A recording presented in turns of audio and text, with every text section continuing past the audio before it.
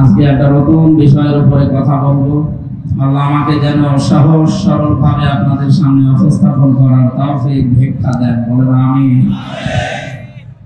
শুনতে এসেছি আল্লাহর কোরআন। কার কোরআন?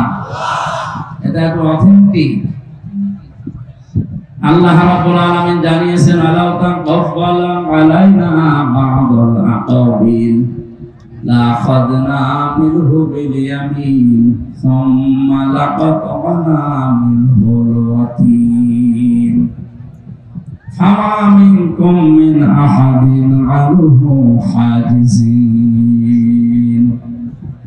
সূরা হাক্কাতের 44, 45, 46, 47 নম্বর আয়াতে আল্লাহ জানিয়েছেন, আমার এই কোরআনের ভেতরে আমি যে কথাগুলো নিজে জানিয়েছি, মুহাম্মদুর রাসূলুল্লাহ যদি নিজের কোনো কথা আমার কোরআনের নামে চালিয়ে দিত যে এটা আল্লাহ বলেছেন, আমি কি করতাম জানো?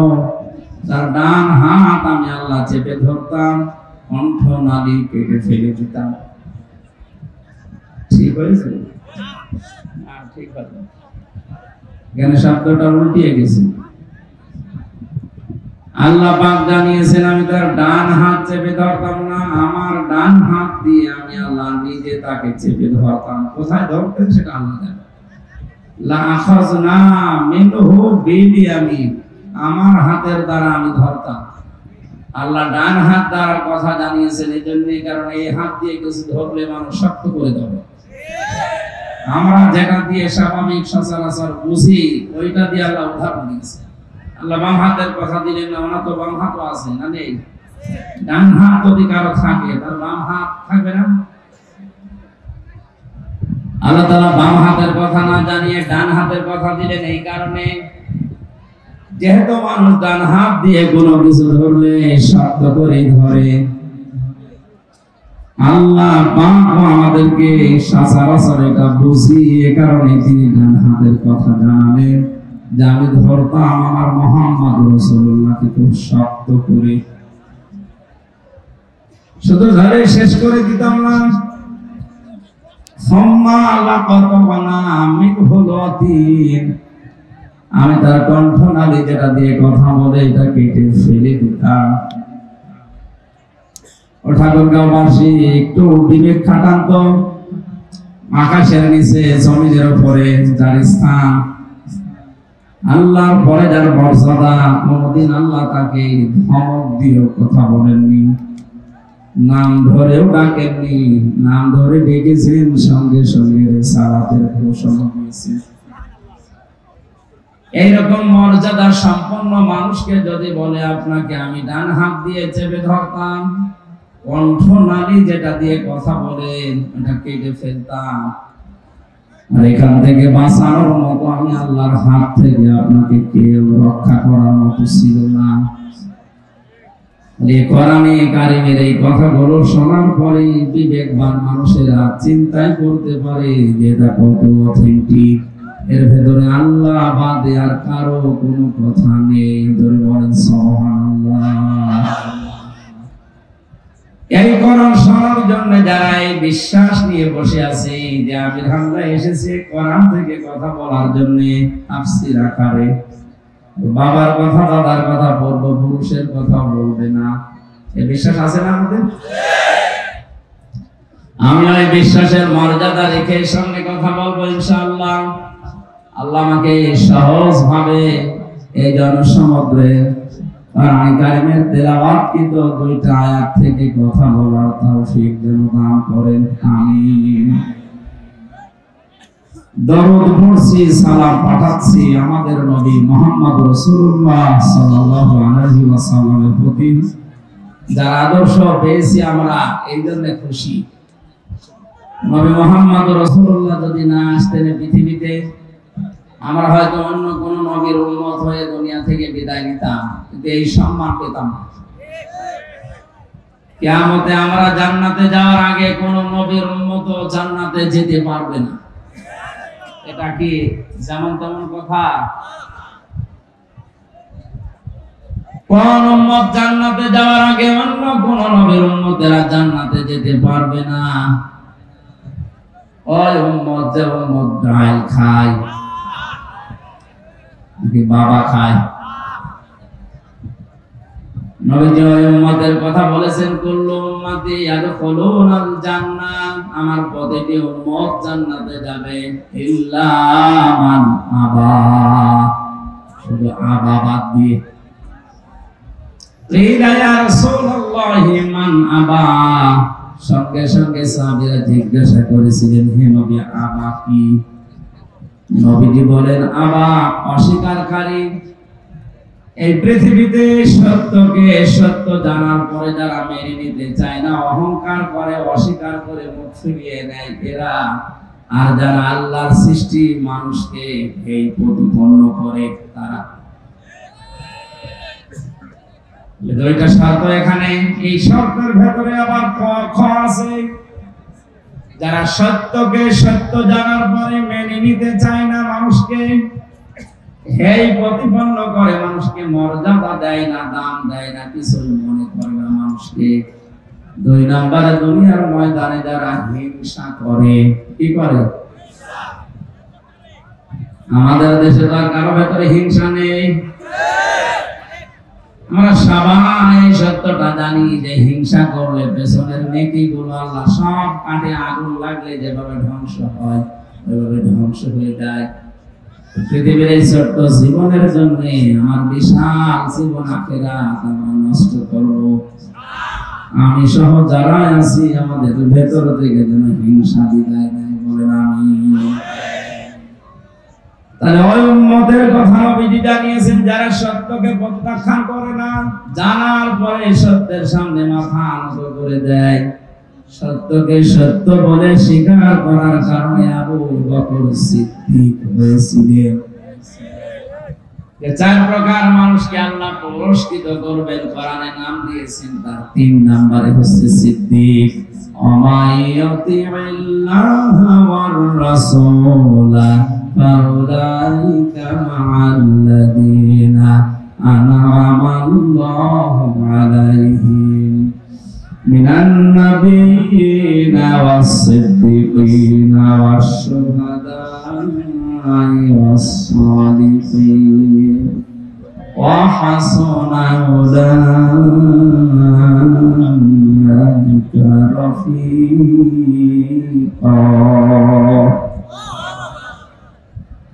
সূরা নিসার ভেতরে আল্লাহ জানিয়েছেন, যারা আল্লাহ এবং রাসূলের আনুগত্য করে মহান আল্লাহ ওই মানুষদেরকে পুরস্কার দেবেন।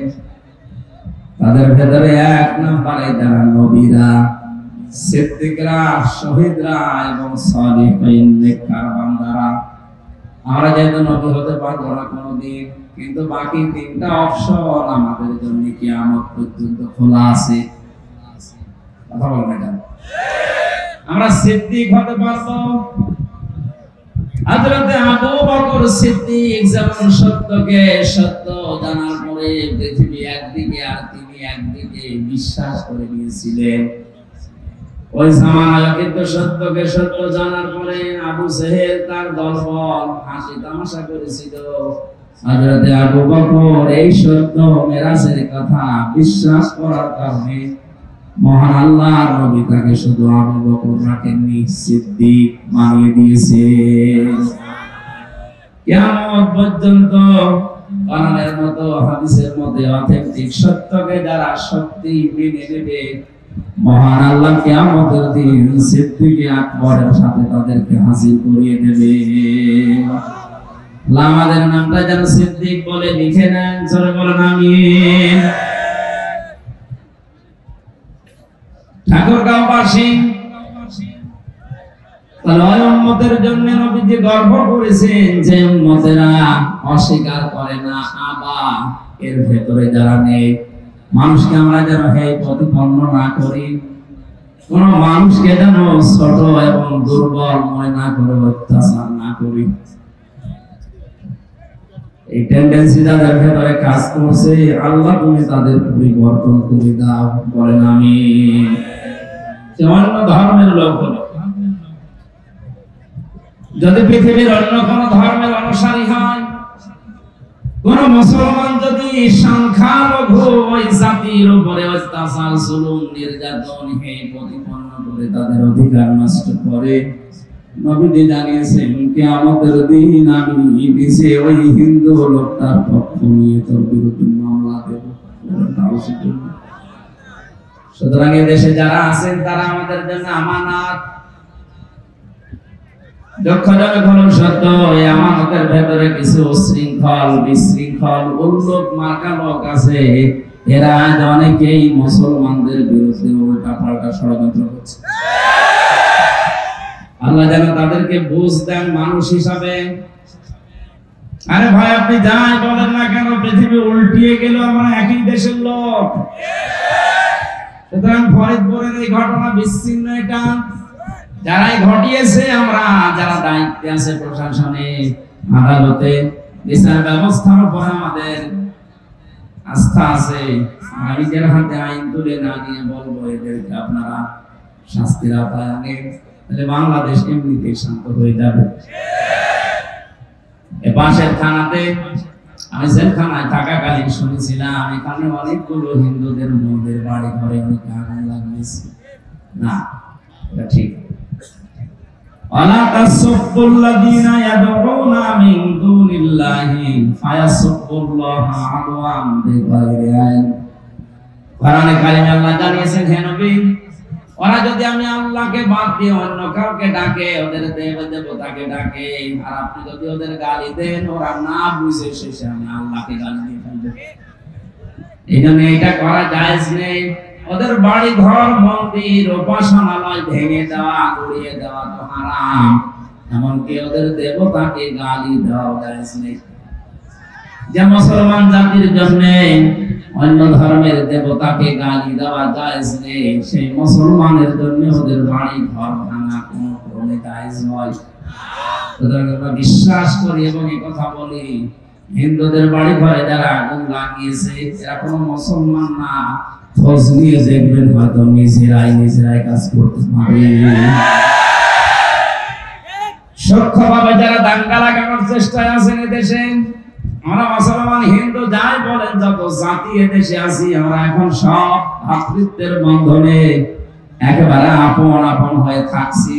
এটাকে ধ্বংস করার জন্য সূক্ষ্মভাবে যারা ষড়যন্ত্র করছেন, আপনারা থামেন। একবার যদি দেশের জনগণ জেনে ফেলে যে আপনি দাঙ্গাবাজ, শেষে তার কাটাও পার হতে পারবেন না। আল্লাহ আমাদেরকে বুঝ দেন। আমি আজকের আমার তেলাওয়াত কিন্তু আয়াত আপনারা শুনে অনেকে বুঝেছেন, এটা জান্নাত সংক্রান্ত বিষয়ে আলোচনা হবে। আজ কয়েকদিন আগে কথা বলেছিলাম জাহান্নামের বিষয় নিয়ে।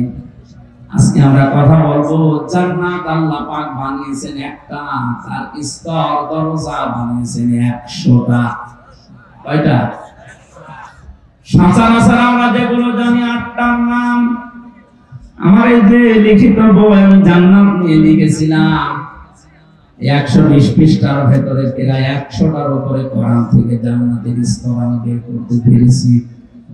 আজকে আমি আয়াত হিসাবে যতটুকু পড়েছি চেষ্টা চালাবো আমার এই জান্নাতের 8টা অন্তত দরজা দিয়ে কারা কোন কাজ করলে আল্লাহ তাদেরকে প্রবেশ করাবে, এটা যেন আমরা অন্তত সর্বোচ্চ যে দরজার নাম জান্নাতুল ফেরদাউস, এখানে দিয়ে যেতে পারি।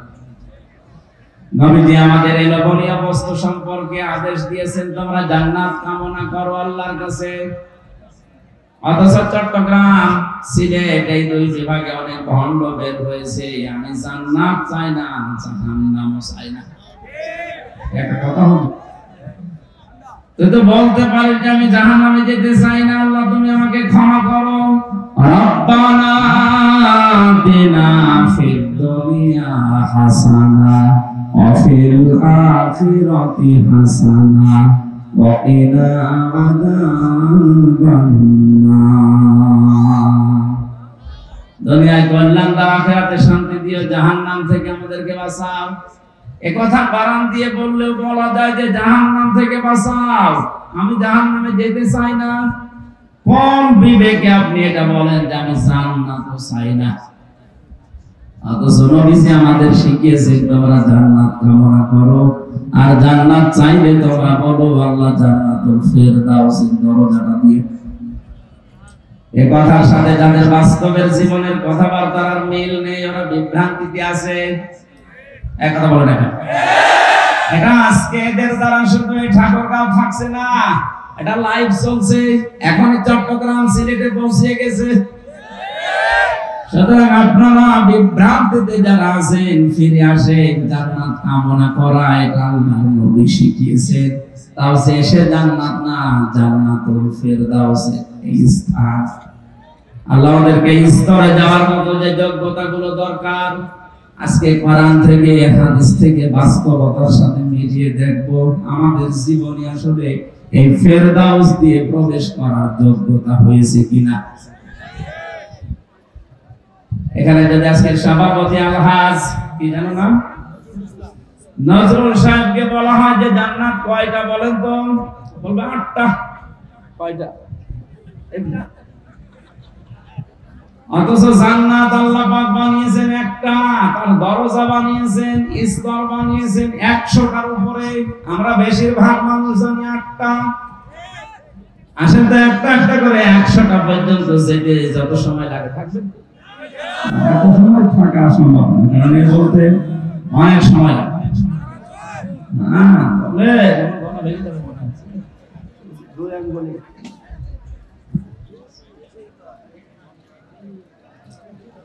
যেটা কামনা করার জন্য নবীজি আমাদের শিখিয়েছেন, তার নাম জান্নাতুল ফেরদাউস। আল্লাহ এর দরজা এমন সুন্দর ভাবে বানিয়েছেন, এর বর্ণনা এখানে আজকে পড়লাম কোরআনে কারিমে। সূরা কাহাফ 107 এবং 8 নম্বর আয়াত আল্লাহ জানিয়েছেন, ইন্নাল্লাযীনা আমানু ওয়া আমিলুস সলিহাত কানাত লাহুম জান্নাতুল ফিরদাউসি নুজুলা। আল্লাহু আকবার। খুব মনোযোগ দিয়ে শুনবেন। মনে করছেন এই আয়াত তো সে জন্মের পর থেকে শুনছি না, গতানুগতিক কথা আমি বলছি না, এখান থেকে গুরুত্বপূর্ণ কিছু শিক্ষা আমি বের করবো বাস্তবের সাথে মিলিয়ে। এটা হয়তো আমার বিরুদ্ধেও যেতে পারে, আমিও পরিবর্তন হব। কথা বলেন, আমাদের যার গায়ে লাগবে তাকে পরিবর্তন হওয়া লাগবে। কারণ বয়ান এখন আর হামজা করছে না, বয়ান করছে সরাসরি আল্লাহ নিজে। আমার মুখ দিয়ে শুধু অ্যাডভার্টাইজ হচ্ছে। আল্লাহ পাক জানিয়েছেন, আইযুকুম লাআল্লাকুম তাযাক্কারুন। ওয়াজ তো করি আমি আল্লাহ, ওয়াজ কে করে? হামজা ওয়াজ করছে, ওয়াজ সরাসরি আল্লাহর, আমি শুধু অ্যাডভার্টাইজ করে শোনাচ্ছি। এজন্য মনে করবেন আল্লাহ নিজে এখানে ওয়াজ করছেন, আর আমার মুখ দিয়ে শুধু অ্যাডভার্টাইজ হচ্ছে। আল্লাহর কথা শুনতে হলে যেরকম মন মানসিকতা লাগে, যেরকম কান লাগে, যেরকম স্থিরতা লাগে, ঠিক ওইভাবে করে একটু সময় নিয়ে বসেন। ঘন্টাখানে বসা যাবে না, কষ্ট হচ্ছে আমি তো দেখতে পাচ্ছি। যে ইবাদতে কষ্ট বেশি, ওই ইবাদতে সওয়াব বেশি। আর আমাদেরকে আল্লাহ দুনিয়াতে যেহেতু ইবাদতের জন্যই বানিয়েছেন, লাকাদ খালাকনাল ইনসানা ফি কাবাদ, অবশ্যই আমি মানুষকে বানিয়েছি কষ্টের পরে কষ্ট সহ্য করে। ইয়া আইয়ুহাল ইনসানু ইন্নাকা কাদিহুন ইলা রাব্বিকা কাদহান ফামুলাকি। হে পৃথিবীর মানব মণ্ডলী, তোমাদের রব পর্যন্ত পৌঁছাতে হলে কঠোর পরিশ্রমের মাধ্যমে পৌঁছানো লাগবে। আজকের ঠাকুরগাঁওয়ের মানুষগুলো আল্লাহ পর্যন্ত পৌঁছাতে পারবে বিশ্বাস করছে কষ্ট দেখে। কষ্ট করে বসে আছেন, আপনি বিশ্বাস করতে পারেন আপনার সওয়াব ডবল হচ্ছে। মনে করছেন সওয়াব যখন ডবল হচ্ছে একটু মারামারি করি, পরিবেশ আবার নষ্ট করলে যে আমলে সওয়াব বেশি, ওইটা নষ্ট হবে, গুনাহ হবে ডবল। এদিকে হিসাব করে একটু কষ্ট সহ্য করেন। সূরা কাহাফ নামকরণ, ঐতিহাসিক প্রেক্ষাপট, শানে নজরুলের যে বিষয়গুলো সব বলতে গেলে গরমে আমিও পারছি না, সব বাদ দিয়ে একবার আমরা তাফসীরে চলে যাই। আল্লাহ বলেন, ইন্নাল্লাযীনা, নিশ্চয় যে বাজারা আমানু ঈমান এনেছে, ওয়া আমিলুস সালিহাত পৃথিবীতে যারা ভালো ভালো কাজের আঞ্জাম দিয়েছে। এবার আসেন তো আয়াতের দুইটা বিষয় নিয়ে যতক্ষণ পারি আমরা চেষ্টা করি তাফসীর করার। আল্লাহ জানিয়েছেন যারা ঈমান এনেছে না ঈমান পেয়েছে? বলেন বলেন। ঠাকুরগাঁর মুসলমানেরা আপনারা ঈমান এনেছেন না ঈমান পেয়েছেন? হ্যাঁ পেয়েছে। আল্লাহ তো ঈমান পেয়েছে কথা কোরআনে দেয়নি যে যারা ঈমান পেয়েছে, তাহলে আমাদেরকে ঈমান আনতে হবে। আমরা তো বাপ দাদা মা এদের কাছ থেকে শুধু ঈমান পেয়েছি, আর অনেকে শুনে শুনে না, ঈমান পাওয়া জিনিস না, ঈমান আনা জিনিস। আমরা আজকে ঈমান আনতে চাই। আমানতু বিল্লাহি কামা হুয়া বিআসমাইহি ওয়া সিফাতিহি ওয়া ক্বাবিলতু জামিয়া আহকামিহি ওয়া আরকানি। মাক্তবে পড়েছে এই বাক্যগুলো, ওই সময় বুঝি না, এখন দেখি দুনিয়া আখিরাত সব এই বাক্যের ভেতরে লুকিয়ে আছে। কেউ যদি বলে আমানতু বিল্লাহ, আল্লাহ আমি ঈমান এনেছি, আল্লাহ পাক বলেন চারটা কথা তোর জীবনে থাকা লাগবে। কয়টা? আবার বলেন তো আমরা ঈমান এনেছি না ঈমান পেয়েছি? যারা ঈমান পেয়েছেন তারা ঈমান আনেন। কিভাবে ঈমান আনবেন? হযরতে বেলাল যেভাবে ঈমান এনেছিলেন, হযরতে খাব্বাব যেভাবে ঈমান এনেছিলেন। ওনারা ঈমান আনার পরের পরবর্তী শব্দ কি? কামা হুয়া, আল্লাহর প্রতি আমরা ঈমান এনেছি, যিনি তার অস্তিত্ব আমি স্বীকার করলাম, তিনি একজন আছে, আল্লাহ একজন আছেন। আমি এই কথা বিশ্বাস আমরা করি, আল্লাহ একজন আছে। কিয়ামতে এই জবাবটা আমরা তুলে ধরতে পারবো। ময়দানে মাহশার এরকম কোটি কোটি মানুষেরা যখন থাকবে, এর ভেতরে যারা দুনিয়ায় এই কথা স্বীকার করেছিল কামা হুয়া, আল্লাহ একজন আছে, এই কথার দ্বারাই কোটি কোটি আল্লাহ আজকের এই হাতগুলো যেন ওই ময়দানে আল্লাহ এভাবে তোলার তৌফিক দেয়। আরো জোরে বলুন আমিন।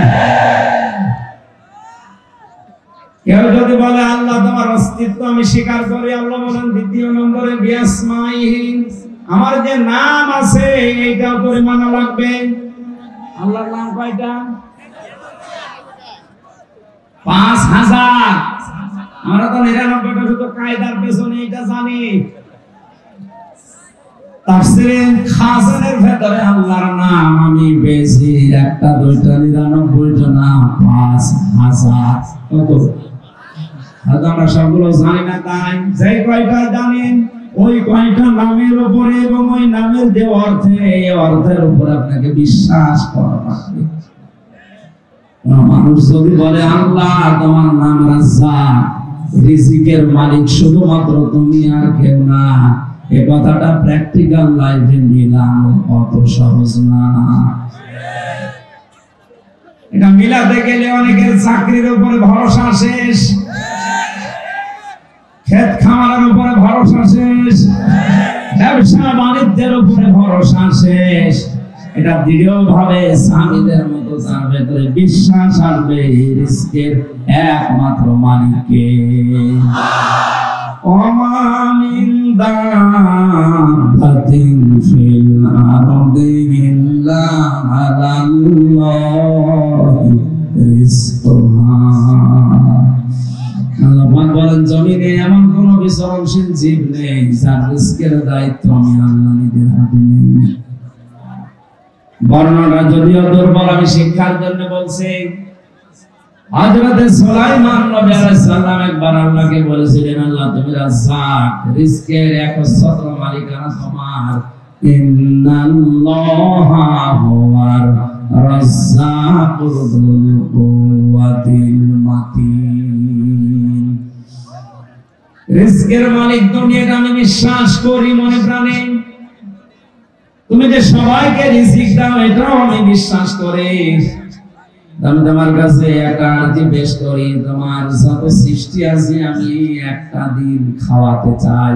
আমাকে বিশাল সাম্রাজ্য দিয়েছো, বিশাল ক্ষমতা দিয়েছো, এটার উপরে ভর করে আমি এ দায়িত্ব নিতে চাই। আল্লাহ পাক তিনবার তাকে বলেছিলেন না, এটা সম্ভব না। নাছর বান্দা হয়ে যখন বললেন আমি চাই, আল্লাহ পাক বলেন একদিনের দরকার নেই, মাত্র এক বেলার খাবারের দায়িত্ব তোমার দিলাম, চাও দেখি কেমন পারো। 6টা মাসের কথা আছে তাফসীরের ভেতরে, আমি আবার বলছি বর্ণনাটা যদিও দুর্বল, উদ্বুদ্ধ করার জন্য বলছি। শিক্ষাটা কি এখানে 6টা মাসে কাতারে খাবার রান্না হয়েছে, আল্লাহর পক্ষ থেকে নির্দেশ দিল যে কোনো খাবার রান্না করা হবে, কোনো খাবার যেন নষ্ট হয়ে না যায়। বিশাল খাবারের স্তূপ তৈরি করে রেখে দিয়েছে। 6 মাস পরে হযরত সুলাইমান ডাক দিয়ে বলে রব্বুল আলামিন তোমার সৃষ্টি জগৎকে তুমি পাঠিয়ে দাও। সমুদ্রের এক বিশাল হাঙর চিংড়ি মাছ ডাক দিয়ে বলে মালিক আজকে ক্ষুধা লেগেছে, সকালে তো খাবার দিলে না। আল্লাহ জবাব দিয়েছে নবী সুলাইমান তোমাদের দাওয়াত দিয়েছে, যাও। দরবারে এসে বলছে আমার খাবার কোথায়?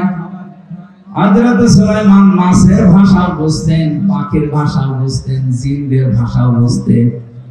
তিনি বললেন বিশাল খাবারের স্তূপ তৈরি করা আছে, ওখান থেকে খেয়ে চলে যাও। তাফসীরে মুফাসসির লিখেছেন বিশাল খাবারের যে পাহাড় তৈরি করা ছিল, ওই বিশাল মাছ এসে শুধু এক লোকমাতে শেষ করে দিয়েছে। দরবারে সুলাইমানকে বললেন নবী সুলাইমান আমার এক লোকমা খাবার হয়েছে, বাকি আর কই? আরে কেন? বিশাল পাহাড় আছে, বাকি লোকগুলো ওখান থেকে খেয়ে চলে যাও। মাছ জবাব দিয়েছে বাদশাহ যে খাবার ছিল ওটা আমার এক লোকমা হয়েছে, ওই রকম প্রতিদিন 3 লোকমা করে বিশাল সাগরে আল্লাহ আমার খাবার পৌঁছায়। সুলাইমান নবী সাজদা পড়ে ডাক দিয়ে বলে রব্বুল আলামিন তুমি যে রাজ্জাক, এটা আমি শুধু বিশ্বাস করতাম, আজকে চোখে দেখলাম। তুমি ছাড়া রিজকের দায়িত্ব পালন করা পৃথিবীর কারো জন্য সম্ভব না। এখানে যে মানুষেরা বিশ্বাস করে আল্লাহর রাজ্জাক, আল্লাহর নাম আছে বিআসমাইহি, তাদের ভেতরে রিজকের ভয় উঠে যায়। মানুষগুলো আমেরিকাকে, রাশিয়াকে, চীনকে, ভারতকে রিজকের মালিক মনে করে না। আর বাংলাদেশে এই শ্রেণীর মানুষ মাত্র 100 জনে 15 জন। আমার কথা বলছেন আপনি? যখন এই বিশ্বাসে বিশ্বাসী মানুষ 100 জনের 15 জন না 51 জন পর্যন্ত তৈরি হয়ে যাবে, আমি এমন আল্লাহর উপর ঈমান এনেছি যার অস্তিত্ব আছে, যার নাম আছে, 5000 নামকে আমি মনে প্রাণে বিশ্বাস করি এবং মেনে নিয়েছি। রিজকের দায়িত্ব তখন ভারতকে দেবে না, চীনকে দেবে না, আমেরিকাকে দেবে না, রাশিয়াকে দেবে না। আল্লাহ ছাড়া রিজকের দায়িত্ব কারো হাতে নেওয়া সম্ভব না। এই কাহিনীটা শোনার পরে ওর বিশ্বাস আরো বেড়ে যাবে। দেশের দায়িত্বে যারা আছেন কারো উপরে ভয় না পেয়ে রিজকের মালিক আল্লাহকে মনে করে সঠিক পথে কোরআনের দিকে ফিরে আসা দরকার। মহান আল্লাহ আমাদেরকে এখনো রিজিক ওইভাবে পৌঁছাতে পারে। আমরা এই ভয়টার কারণে আজ সত্যকে সত্য বলে তুলে ধরতে পারি না। এই কথা বলো না কেন? 57টা মুসলমান রাষ্ট্র দুনিয়ায়, আমাদের প্রধানমন্ত্রী অন্তত সেইভাবে একটু প্রতিবাদ জানিয়েছে এই নিকৃষ্ট জাতি ইহুদিদের বিরুদ্ধে। 57টা মুসলমান রাষ্ট্রের প্রধানরা যদি এতটুকু জানাতো, ইরান একটা কাজ করছে, সবাই যদি এভাবে রিজকের দায়িত্ব আল্লাহ তুমি একমাত্র মালিক এ কথা বিশ্বাস করে আমেরিকাকে ভয় না করে, রাশিয়া, চীন, ভারতের উপরে ভরসা না করে আল্লাহর দিকে ফিরে আসতাম, আল্লাহর কসম ওই মানুষগুলো এমনিতে আলামত করে দিত। তাদের নিজেদের আপন জায়গা তারা বসবাস করতে পারবে না, উড়ে এসে জুড়ে বসে ওদেরকে দুনিয়া থেকে বিদায় করে দিচ্ছে। আমার কথা গভীরে যাচ্ছে, কিন্তু আপনি চিন্তা করলে আমরা কিন্তু ঈমান পাইনি, আমরা ঈমান আনছি এখন। আর ঈমান আনার প্রথম পদ্ধতি আল্লাহর অস্তিত্ব স্বীকার করা, আল্লাহর নামগুলো বিশ্বাস করা এবং প্রতিটি নাম প্র্যাকটিক্যাল লাইফে মিলানো। আপনি যেমন রাজ্জাক হিসাবে আল্লাহকে মেনে নিয়েছেন, হাকিম হিসাবে আল্লাহকে মানা লাগবে। হাকিম মানে বিচারক, হাকিম মানে বিচার করার একমাত্র ক্ষমতা কার? আলাইহিসসাল্লাহু বিআহকামিল হাকিমিন। আল্লাহ পাক বলেন আমি কি সর্বশ্রেষ্ঠ বিচারক না? আল্লাহর বিচার বাদ দিয়া যারা নিজেদের মন মতো বিচার করছেন, আপনি শুধু ঈমান পেয়েছেন, ঈমান আনেননি। আমার মনে হয় কথার অর্থ আপনি না বুঝে আন্দাজে চিল্লালেন। এক কথা বলছেন, বিআসমাইর ভেতরে যে 5000 নাম আছে, যেহেতু ইসমের বহুবচন আসমা। আজ আমরা 96% মুসলমান এই দেশে বাস করছে। সত্যি যদি আমরা আয়াত অনুযায়ী ঈমান না পেয়ে ঈমান আনতাম, আল্লাহর কসম আল্লাহর আইনগুলো দ্বারা বিচার আমরা দেখতে পেতাম। নবীজিকে আল্লাহ জানিয়েছেন ফালা রাব্বিকা লা ইউমিনুনা হাত্তা ইউহাক্কিমুকা ফিমা শাজারা বাইনাহুম সুম্মা লা ইয়াজিদু ফি আনফুসিহিম হারাজাম মিম্মা কাদাইতা ওয়া ইউসাল্লিমু তাসলিমা। সূরা নিসার 65 নম্বর আয়াত আল্লাহ জানিয়েছেন, হে নবী আপনার রবের নামের কসম। কসম করছেন কে? কার নামে? আল্লাহ নিজেই তার নিজের নামে কসম দিচ্ছেন। তার মানে কথাটা শক্ত। আমি যদি এখন আমার নিজের বংশের নামে, আমার বাবার নামে, আমার নাম হামজার নামে কসম দিয়ে থাকি, বুঝতে হবে বিষয়টা বড় শক্ত বিষয়।